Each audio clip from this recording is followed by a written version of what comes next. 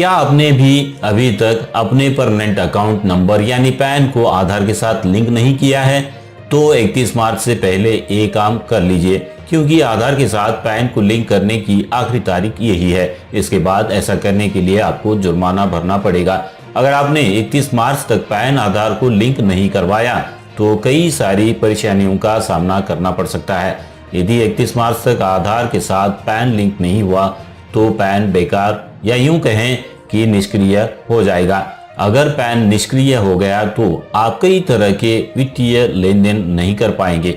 आप bank account नहीं खुलवा पाएंगे, शेयरों में और म्यूचुअल फंड्स में निवेश नहीं कर पाएंगे।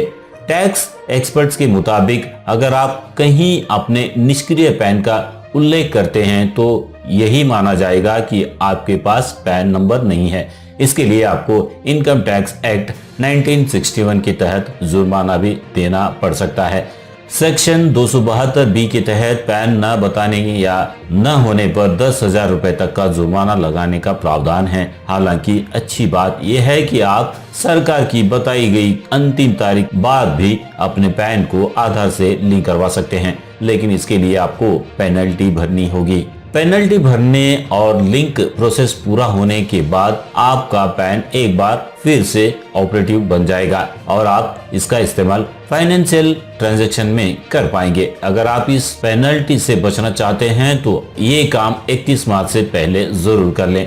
अब आपको बताते हैं कि आखिर पैन को आधार के साथ लिंक करवाना क्यों जरूरी है। क्या आपने भी अभी तक अपने परमानेंट अकाउंट नंबर यानी पैन को आधार के साथ लिंक नहीं किया है तो 31 मार्च से पहले ये काम कर लीजिए, क्योंकि आधार के साथ पैन को लिंक करने की आखिरी तारीख यही है। इसके बाद ऐसा करने के लिए आपको जुर्माना भरना पड़ेगा।